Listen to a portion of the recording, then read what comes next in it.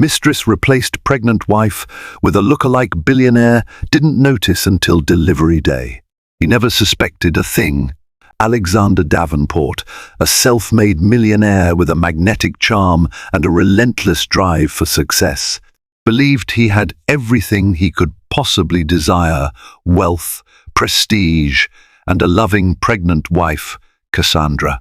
But behind the gates of their sprawling estate, a shocking game of deceit was underway. A cunning mistress, Veronica, had orchestrated the unthinkable, replacing Cassandra with a paid lookalike while the real wife was hidden away, desperately waiting to be rescued. For 9 nerve-wracking months, Alexander remained blind to the truth. Only on the delivery day did he finally realize the unimaginable. His beloved wife was missing, and the woman in the hospital bed was someone else. From the outside, looking in, one might have envied the life of Alexander Davenport. At just 38, he was a titan in the financial world. Born into a humble family in suburban Wisconsin, he'd clawed his way to the top of high finance in Chicago. Thanks to astute investments and a fiercely competitive nature, he amassed a vast fortune by his early 30s. People whispered about Alexander's lavish mansion in Lake Forest, complete with a pristine garden, tennis courts, and a wide marble driveway. They remarked on his generosity and his equally dazzling wife, Cassandra Davenport, a graceful woman whose smile lit up any room. But what the world saw was only the surface.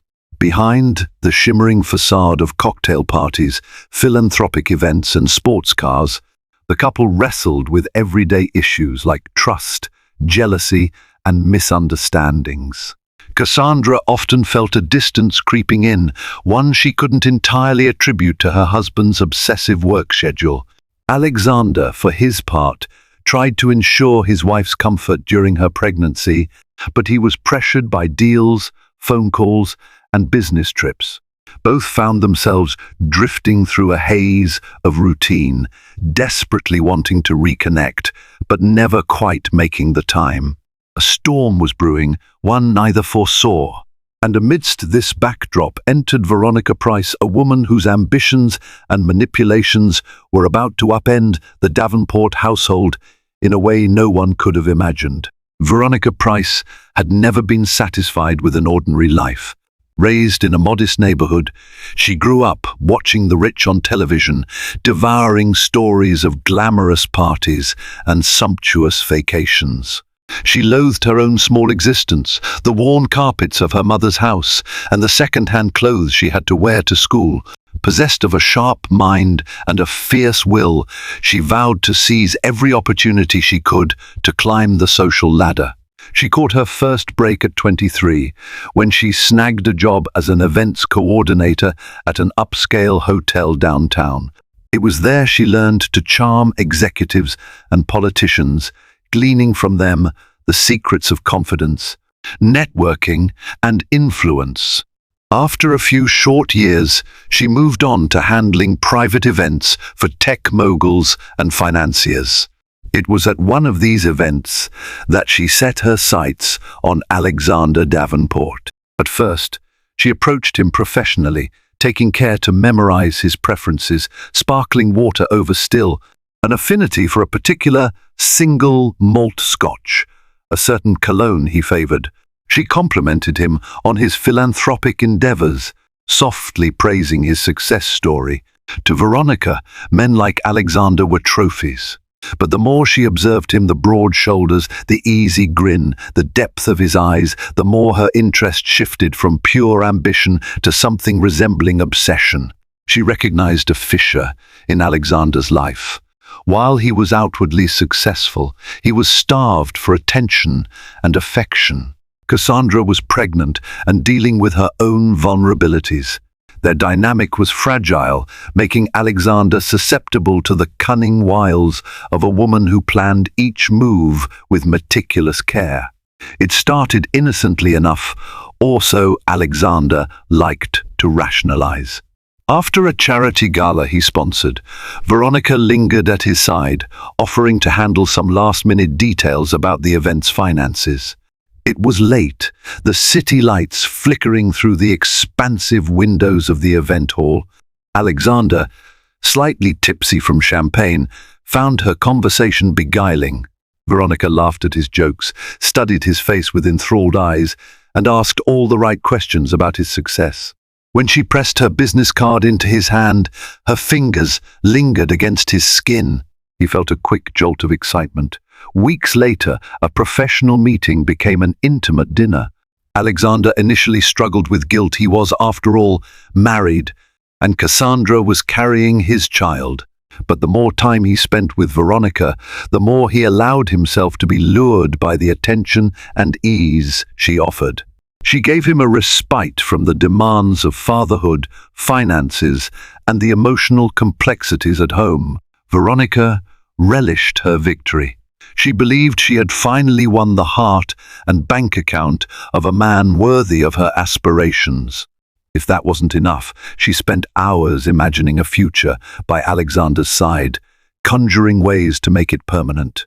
During one of their secret rendezvous in a penthouse suite, she dared to whisper that she could be a better partner than Cassandra, that she could give Alexander everything he wanted: passion, support, a glamorous social circle, and above all, children who could carry his legacy.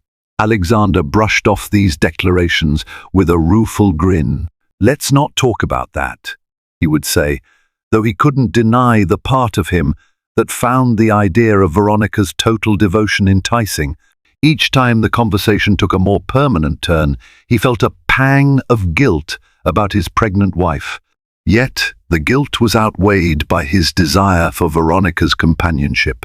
Cassandra wasn't naive. She sensed the shifts in Alexander's behavior. The late-night texts, the furtive phone calls he'd walk out of the room to answer, the hush in his tone whenever she approached. Pregnant and more emotionally sensitive than ever, she confronted him gently one night as he slipped into bed, the clock already close to midnight. "Is there something you want to tell me?" she asked, her voice trembling slightly. Alexander turned off the bedside lamp, slid under the covers, and kissed her forehead. "You're imagining things, Cass," he reassured her, feigning a confidence he didn't feel. "I'm just swamped at work. Big deals coming down the pipeline. You know how it is." Cassandra wanted to believe him, yet deep down, a gnawing sensation suggested that his explanation wasn't fully honest. Her mother, Ruth Sterling, who was in town for prenatal support, noticed the tension. Over cups of herbal tea, Cassandra confided her worries, tears gathering at the corners of her eyes. Ruth rubbed her daughter's back, telling her to stay calm for the baby's sake. She advised Cassandra to talk openly with Alexander, but to also keep her eyes open. Without definitive proof of wrongdoing, Cassandra tried to maintain her composure. She convinced herself that perhaps Alexander was simply stressed. She began reading pregnancy books, preparing for the arrival of their baby with a mixture of excitement and fear. Little did she know that her pregnancy would become the very reason she'd soon be in mortal danger. As the affair grew more intense, Veronica understood that if she truly wanted to replace Cassandra, she'd need a plan that went beyond seduction. She needed to eliminate Cassandra from Alexander's life entirely, or at least long enough to steal her place. Through various social circles, Veronica had connections to disreputable individuals who specialized in odd jobs, making problems disappear without leaving a trace. Over discreet cocktails, she confided in one such figure, a man named Donovan Krieg, who had a history of helping the wealthy solve their complications. Most of these solutions hovered in a murky grey area between legality and outright crime. Donovan, intrigued by the potential payday from a mistress of a millionaire, listened carefully as Veronica spun her plan. Cassandra was pregnant. Veronica needed her gone, but not permanently, at least not at first. She wanted the child to be born healthy, or so she claimed. She intended to pass herself off as Cassandra for the crucial months leading up to delivery. By the time the baby arrived, Veronica hoped to be in a position to manipulate the birth certificate and effectively tie herself and Alexander together forever. The key challenge, ensuring that no one, especially Alexander, noticed the difference. For that, Veronica needed a lookalike who could convincingly pose as Cassandra in everyday life, especially from a distance, ensuring staff, friends, and casual acquaintances remained unaware. Meanwhile, the real Cassandra would be kept hidden away. Once the baby was born, Veronica planned to swoop in and claim it as her own. Donovan's eyes glittered with amusement. This was the kind of diabolical scheme he enjoyed orchestrating for the right price. "You're playing with fire," he cautioned, swirling his glass of whiskey. "If he notices, or if Cassandra escapes, you'll lose everything." Veronica's lips curled into a smirk. "I'm not going to lose," she replied, conviction ringing in her tone. Finding someone who resembled Cassandra closely enough to fool neighbors, staff, and doctors was no small feat. Veronica meticulously scoured social media, old modeling agencies, and casting call websites, hunting for a woman with the same build, complexion, and facial features. Eventually, she found a struggling actress named Brooke Sorensen. Brooke was 27, had once landed a bit part in a local play but never made it big. Her dreams of stardom had been replaced by waiting tables and late rent notices.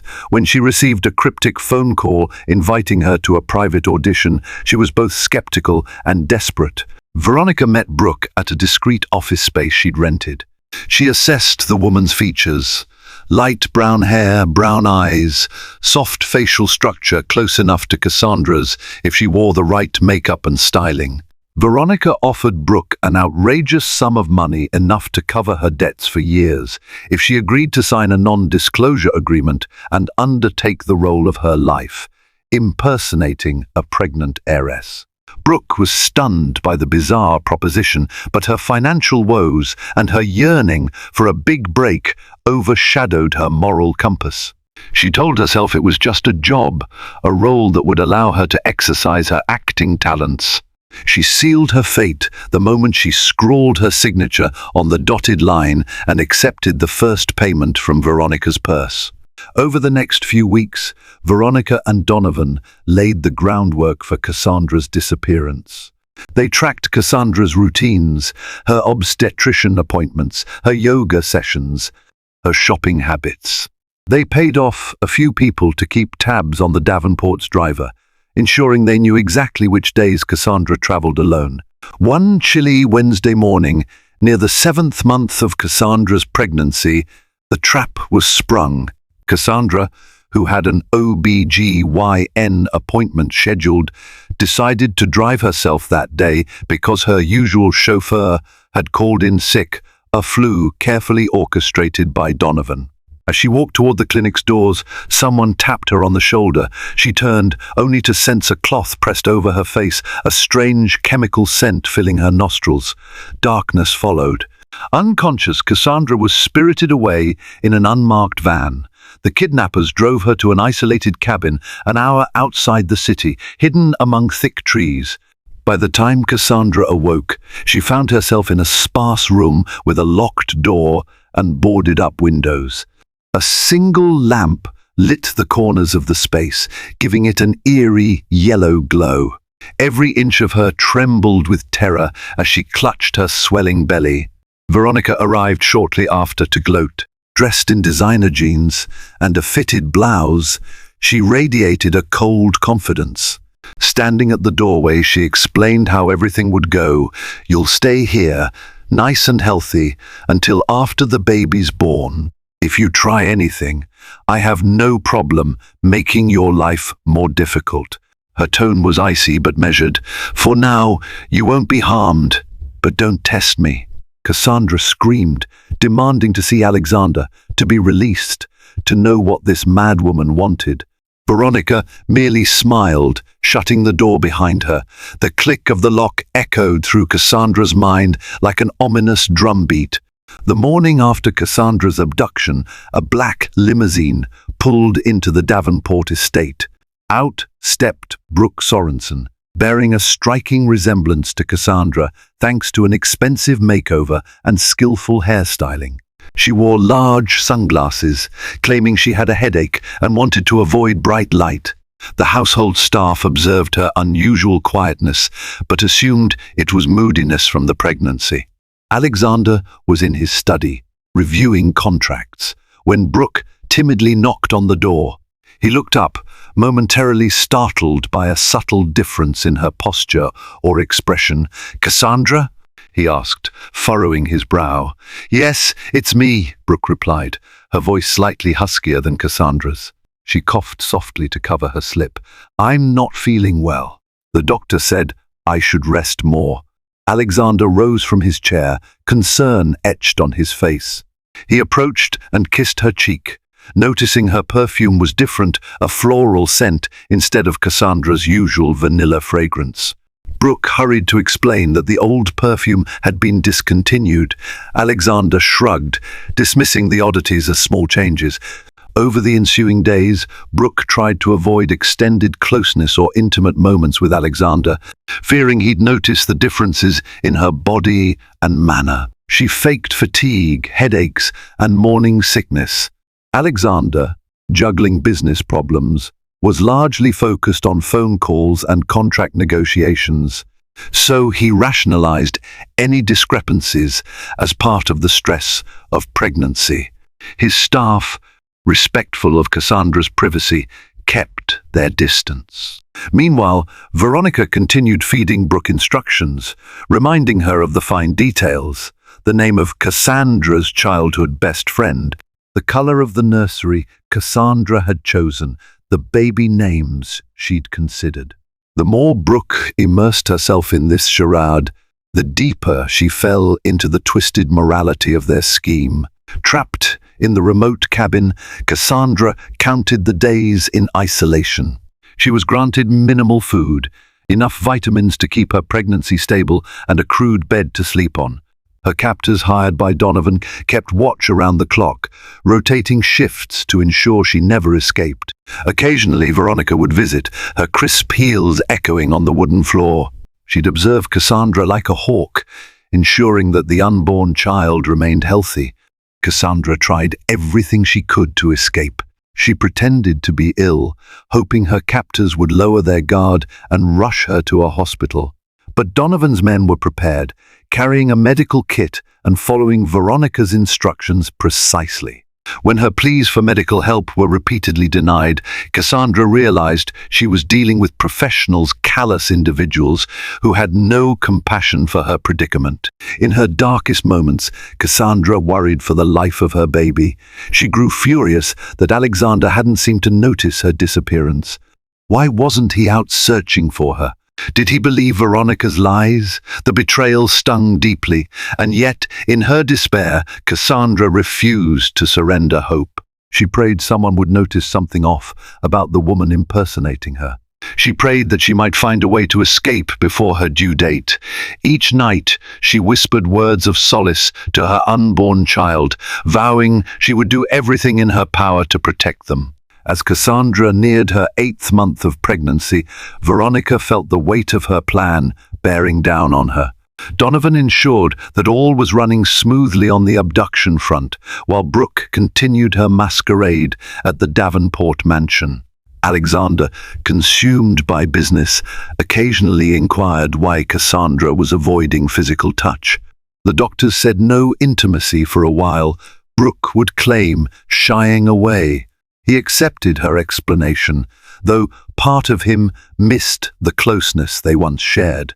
At the same time, rumors were swirling among the Davenport staff. Madison, the young maid, confided in the family chauffeur, Alonzo, that Cassandra seemed different. She complained that Miss S Davenport never remembered small details like which closet her robes were in or how she liked her coffee. Others noticed that Mrs. Davenport called them by the wrong names more than once, and she was strangely distant from her usual circle of friends. Just as these concerns started bubbling, Veronica swiftly intervened. She spread a story that the pregnancy was causing memory lapses and mild confusion. She pointed to medical pamphlets about pregnancy brain, telling the staff to be patient and supportive. Veronica's cunning manipulations calmed the staff's suspicions for the moment, but the cracks were there, hairline fractures in the carefully constructed facade. One afternoon, Alexander came across an old photo album.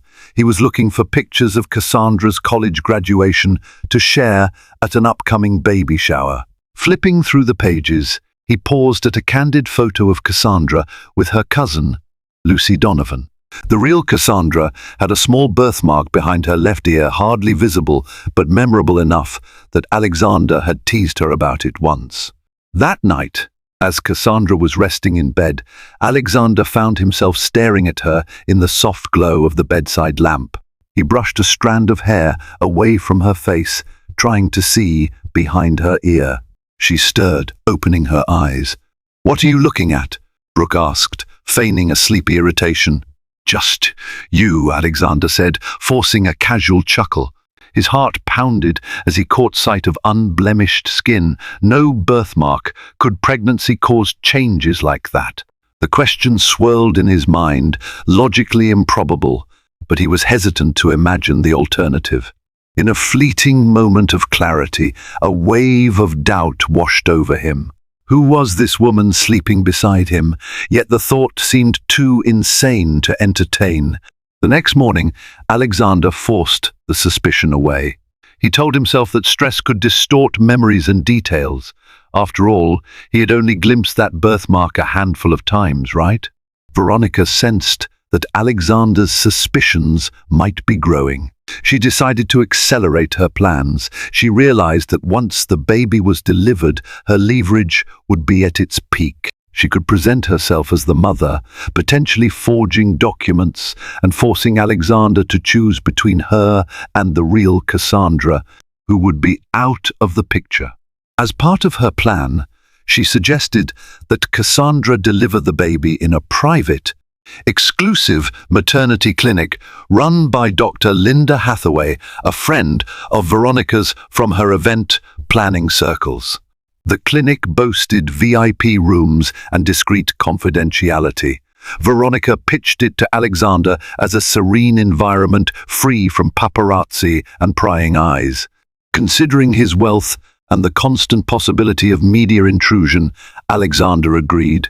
Meanwhile, at the secret cabin, Cassandra was approaching her due date. Veronica hired a private obstetrician to monitor her condition in captivity. "If something goes wrong," Veronica hissed during one visit, "we'll transport you to a facility under the radar. But don't get your hopes up. You and that baby are mine one way or another." Cassandra, tears in her eyes, didn't respond. She prayed that if she went into labor, the chaotic circumstances might give her a slim chance at escaping. 2 weeks before the official due date, an incident raised alarms.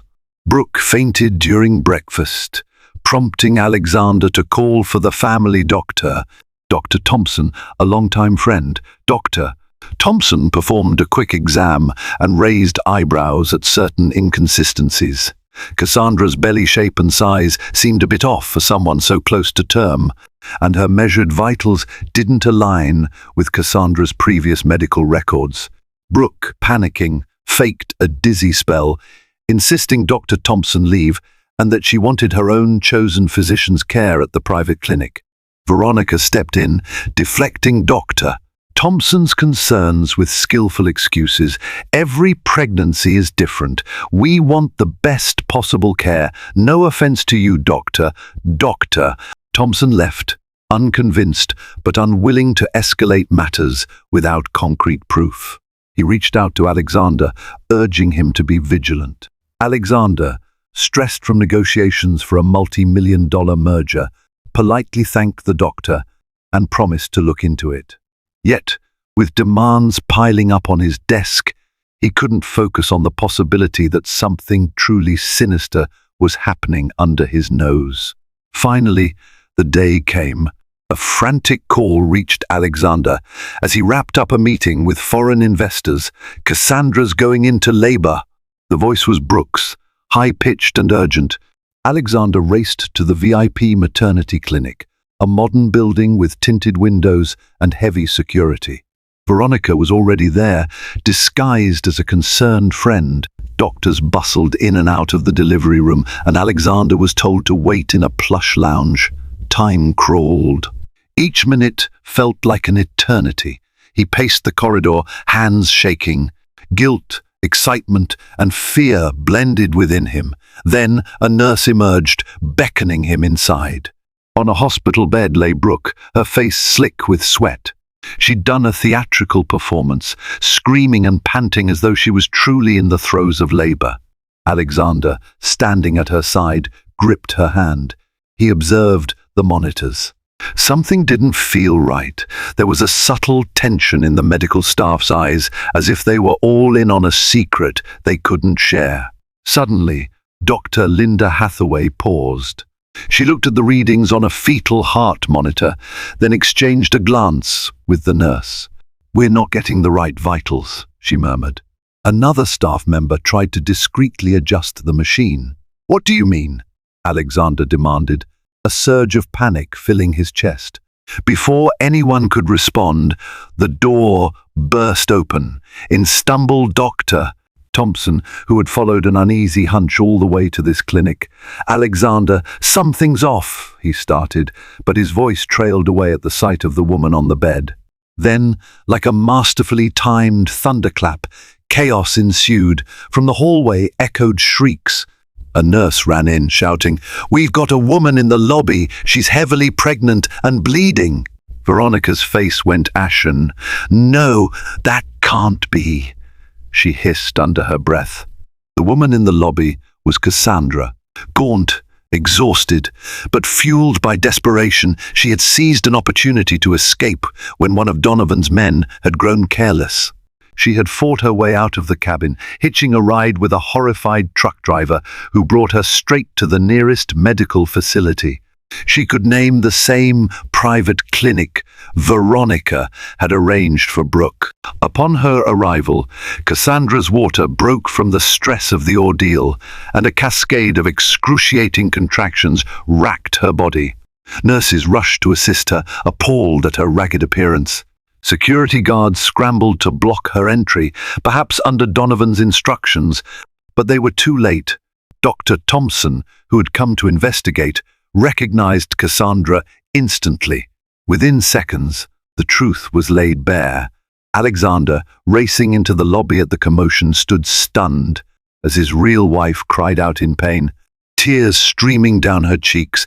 "Alexander, I'm here," she gasped, clutching her stomach. Eyes wide, he gaped from Cassandra to Brooke in disbelief. The woman on the bed, the imposter with a strapped-on prosthetic belly under the sheets, realized her performance was finished. The entire room seemed to freeze, suspended in a single horrifying moment. The aftermath was immediate.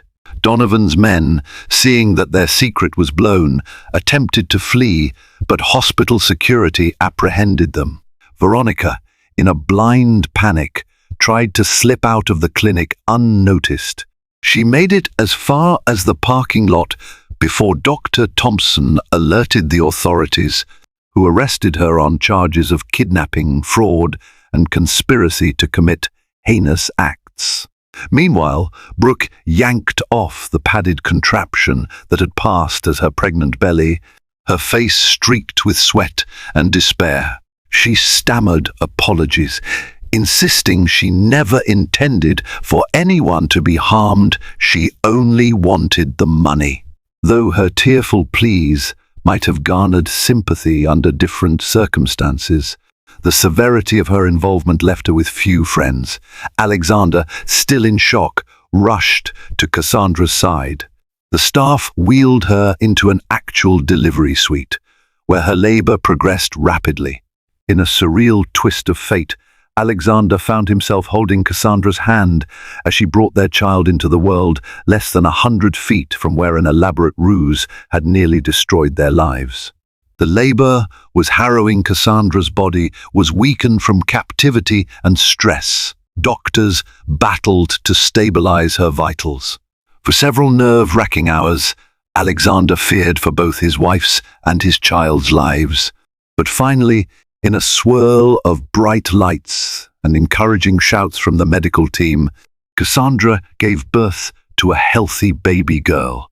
The baby's first cries shattered the tension in the room, triggering a wave of overwhelming relief.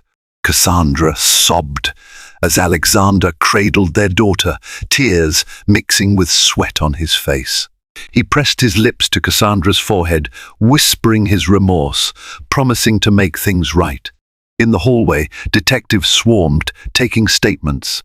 Veronica, handcuffed and furious, glared at the closed door behind which Cassandra and Alexander were sharing their first precious moments with their newborn.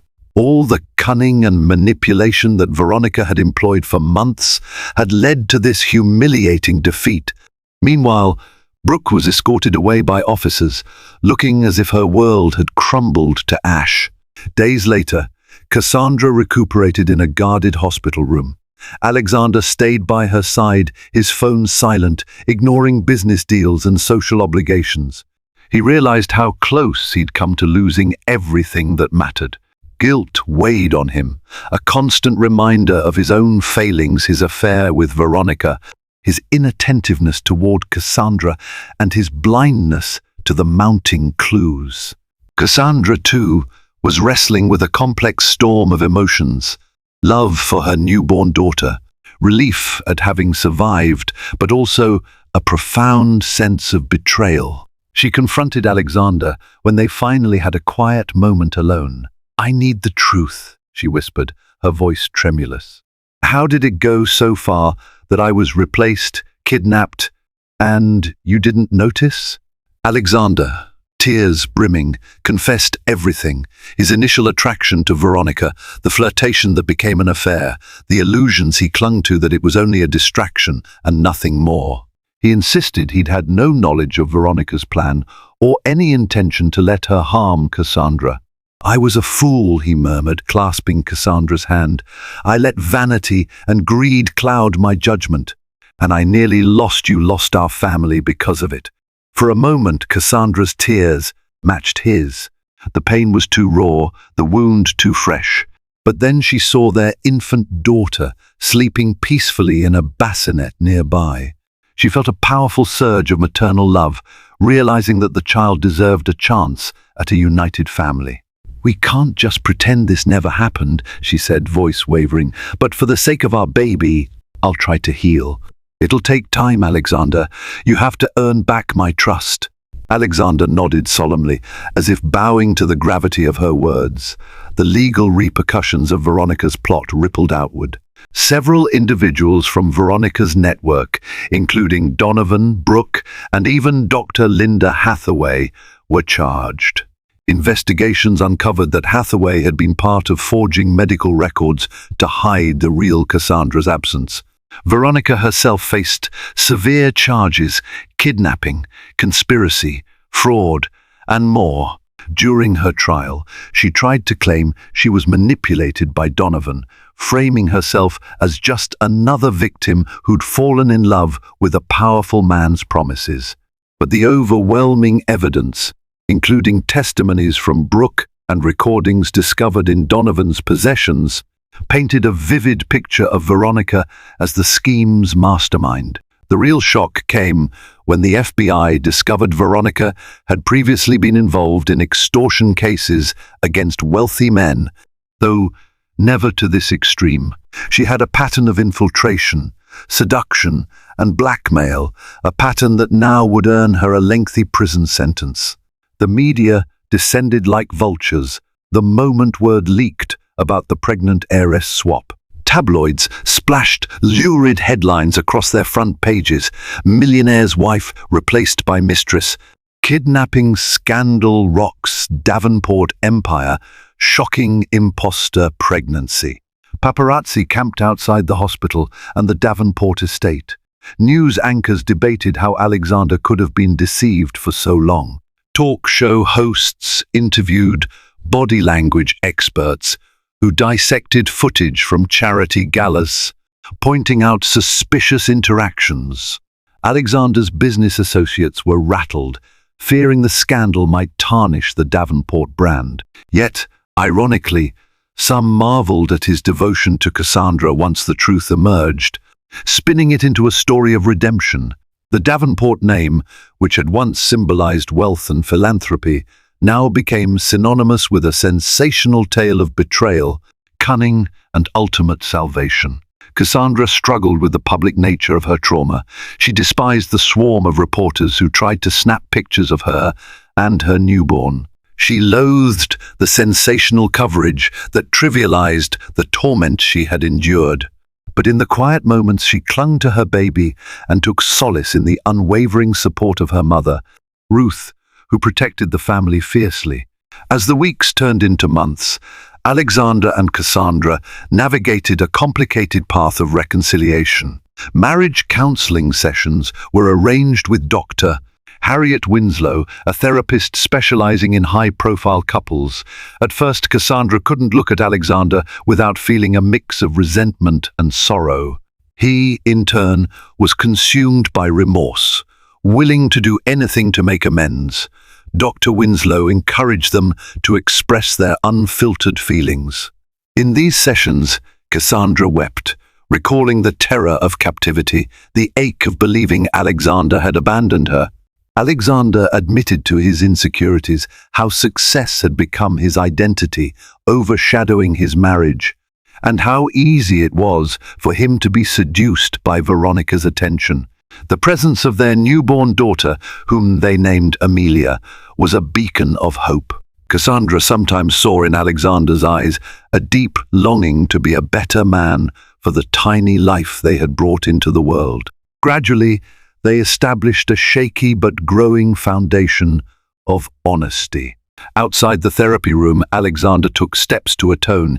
He cut ties with business partners who reminded him of his reckless lifestyle, shifted his company's operations to allow more family time, and showered Cassandra with genuine gestures of love and support, though he knew trust wasn't something that could be bought with expensive gifts. He understood it would be built slowly, day by day. In a twist that surprised everyone, Brooke expressed deep remorse. From her prison cell, awaiting trial for her involvement, she wrote a letter to Cassandra. In it, she admitted that at first she was blinded by money, believing no real harm would come to the pregnant heiress. "I see now how foolish I was," Brooke wrote. "I let Veronica feed me lies about how this was all just a complicated ruse that would end harmlessly. I didn't grasp how you'd be terrified, locked away, or that a real baby was at stake. I'm so sorry." Cassandra debated whether to read the entire letter. Ultimately, she did. The sincerity in Brooke's words touched her, though she couldn't simply forgive the trauma inflicted. Yet, she found it in her heart to suggest a lighter sentence for Brooke when detectives interviewed her as part of the ongoing investigation, noting that Brooke was more of a pawn than an instigator. Brooke's letter became a small step in Cassandra's healing process. It underscored how far-reaching the manipulation had been, and how even someone with a shred of conscience eventually realized the depth of the crime. The trial of Veronica Price became a media spectacle. Prosecutor Sharon Delgado built a damning case, highlighting the systematic planning that went into the kidnapping and impersonation. Video evidence, secret recordings, and testimonies from Donovan's associates left little room for doubt. Veronica's defense attorney, Maxwell Thorne, attempted to portray her as a desperate woman in love, exploited by criminals more dangerous than she. But the cross-examination revealed Veronica's cunning nature. Emails showed her giving detailed instructions to Donovan about how to handle Cassandra, ensuring she remained unharmed but isolated. Text messages to Brooke indicated she was orchestrating every aspect of the impersonation. including how to mimic Cassandra's mannerisms, voice, and even signature. Eventually, the jury returned a guilty verdict on multiple counts: kidnapping, fraud, conspiracy, and attempted extortion. Veronica sat stone-faced as the judge sentenced her to a lengthy prison term. Her once perfect makeup and stylish clothes gave way to the stark reality of orange jumpsuits and barred windows. With Veronica's fate sealed and the sensational headlines finally beginning to wane, Alexander and Cassandra attempted to rebuild a sense of normalcy for their daughter. They retreated to a quieter life at a smaller property in Lake Geneva, Wisconsin, hoping to escape the paparazzi presence in Lake Forest. There, they focused on therapy, each other, and baby Amelia's well-being. Although Alexander was able to preserve much of his business empire, he developed a newfound perspective. No longer obsessed with expansion, he restructured his companies to allow employees better work-life balance, implementing new health and family programs. Some called it his atonement project, but for Alexander, it was a sincere shift in values. He recognized that he had nearly lost his family, and no business triumph could ever match the gift of family. Cassandra, meanwhile, found solace in painting. She threw herself into art therapy, channeling her trauma and gratitude into vivid pieces that combined dark, swirling shapes with bright bursts of color. Friends and supporters praised her for her resilience, though the specter of her captivity still haunted her dreams. Months after the scandal broke, a charity gala approached, one that Alexander's company traditionally sponsored. Initially, Cassandra hesitated, not wanting to face the public, but she realized it might be an opportunity to reclaim her place in society on her own terms. On the night of the gala, the couple arrived hand in hand, ignoring the throng of photographers. Dressed in an elegant, flowing gown, Cassandra exuded both vulnerability and strength.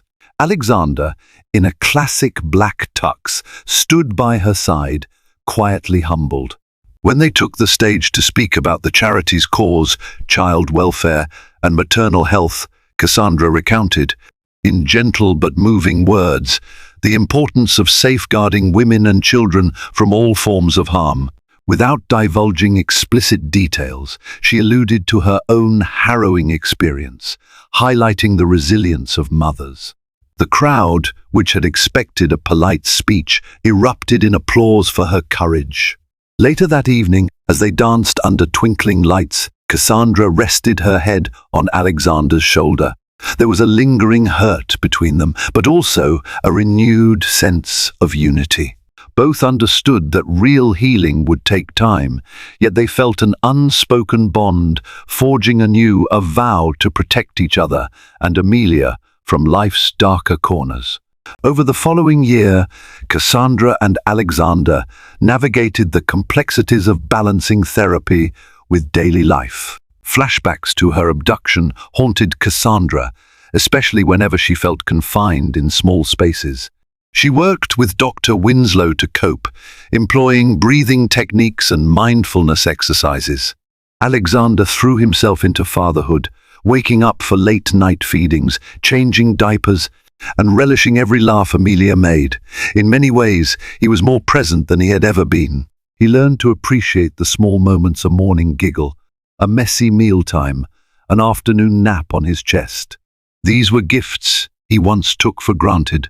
The scandal's ripple effects still popped up occasionally, from a malicious tabloid piece to sly comments at board meetings. But each time, Alexander stood firm.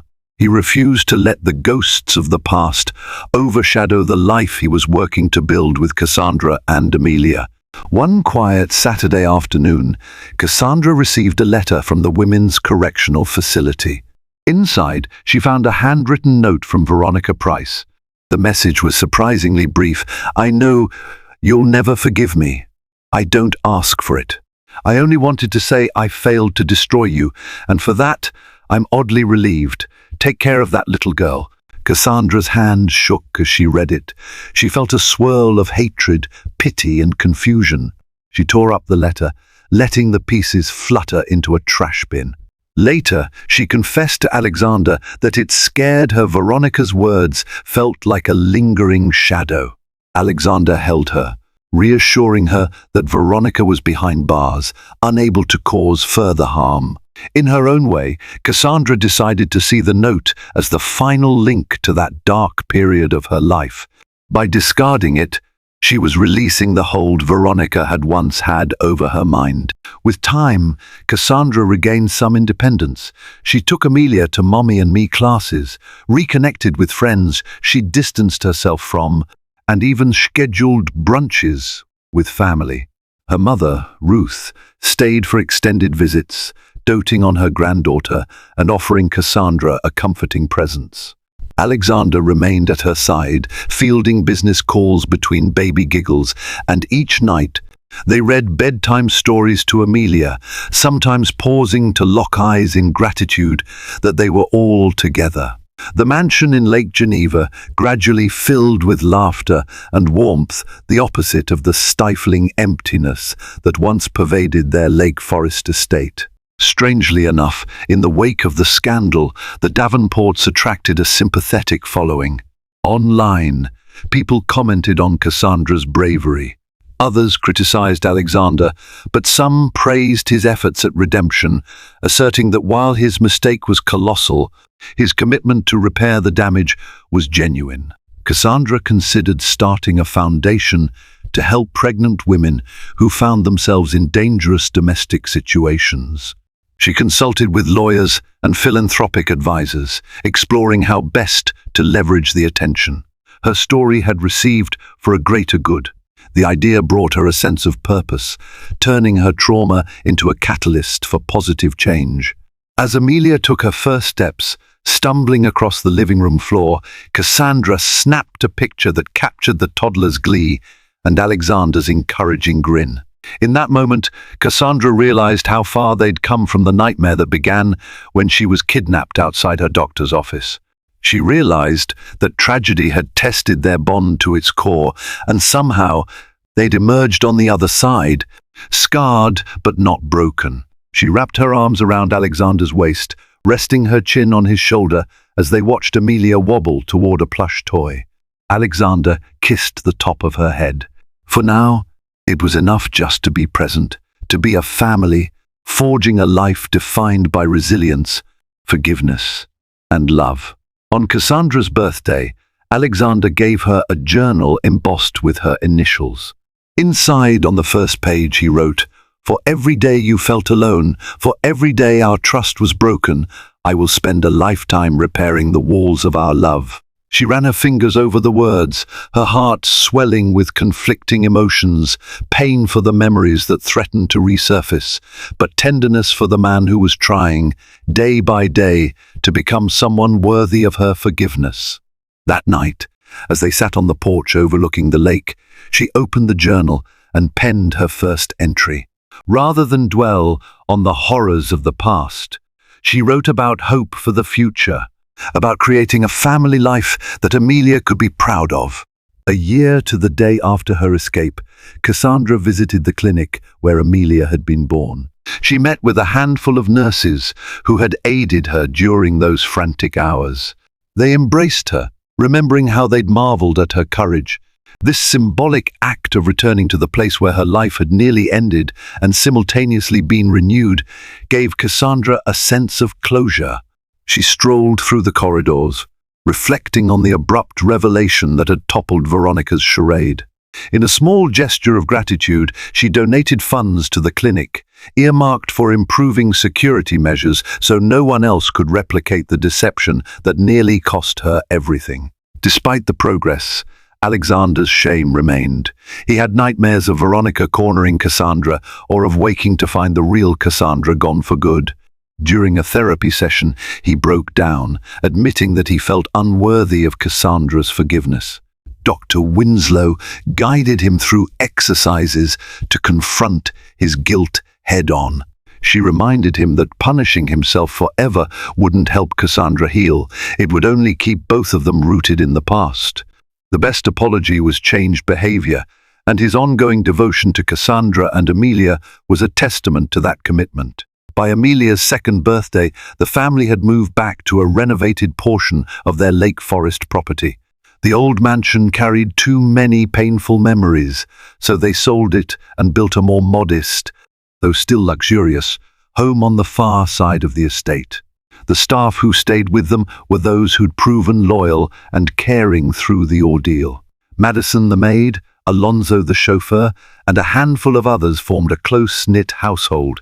They shielded the family from media intrusion, ensuring the Davenports could focus on building a happy life.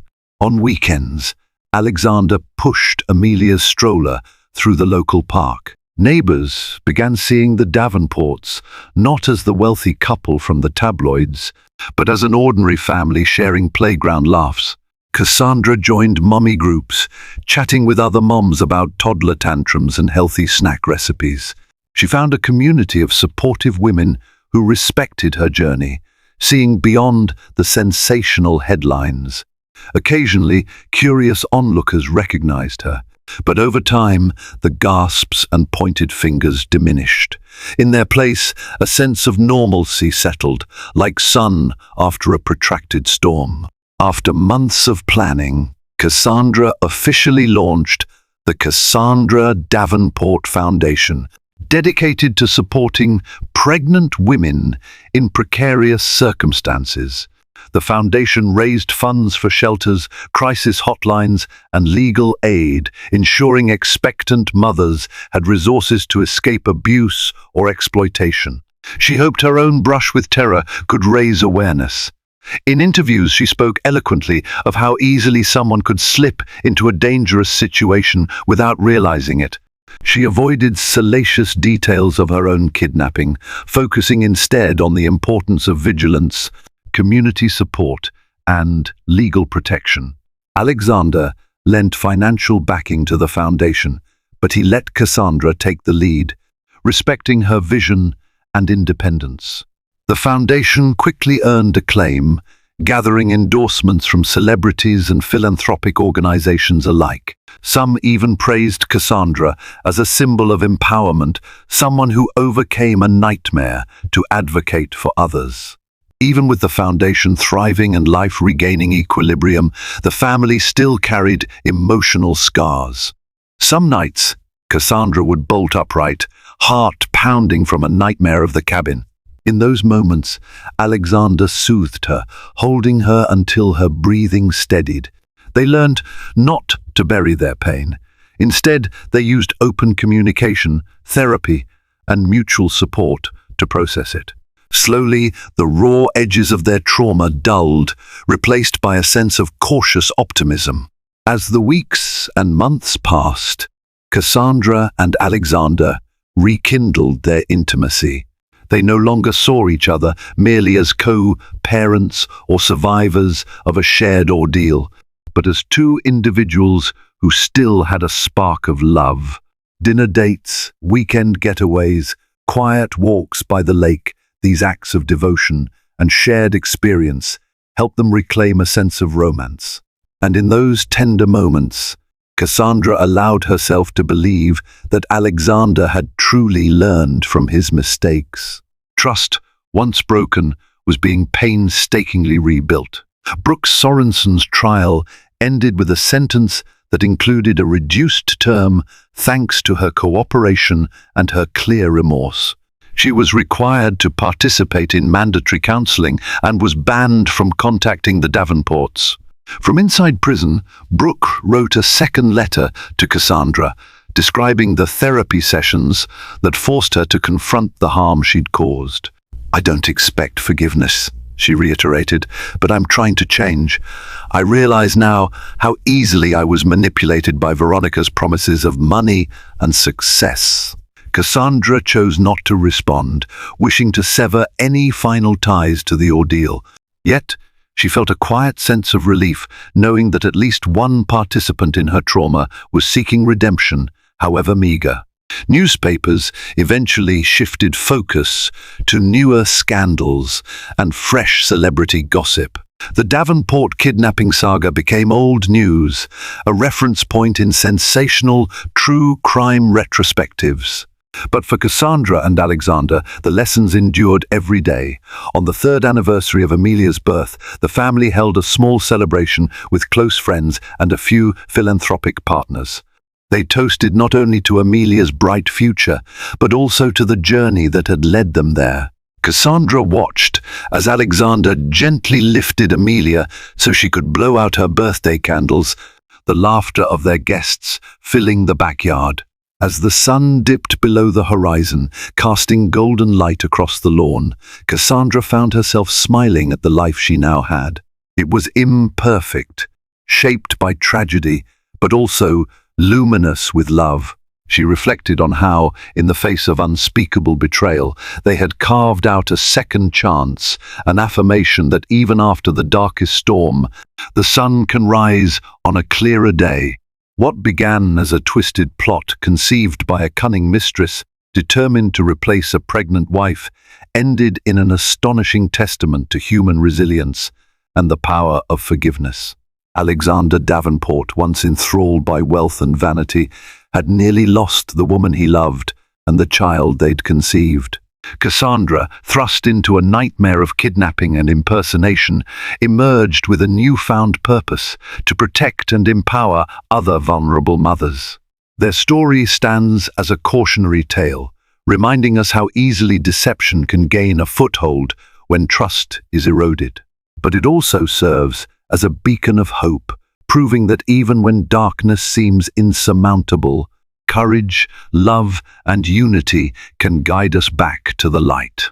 At the heart of it all rests an innocent child, Amelia, who will grow up unaware of the horrors that preceded her birth, but secure in the knowledge that her parents, who almost lost each other forever, fought to build a safe and loving environment.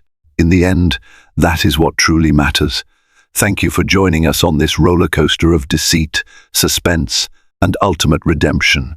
Alexander and Cassandra's story is a gripping reminder that trust can be fragile, yet love can endure when nurtured by honesty and understanding. From a shocking betrayal that led to a pregnant wife's abduction, all the way to a triumphant reunion and the birth of their precious child, every twist showed the depths of human cunning, but also the strength of faith, hope, and loyalty. If you found yourself gasping at each revelation and cheering for Cassandra's escape, please remember to like, share, and subscribe to our channel. Your support helps us continue bringing you riveting stories like this, full of drama, lessons, and heartfelt moments. Make sure you turn on notifications so you never miss a new upload. We appreciate you being part of our storytelling community.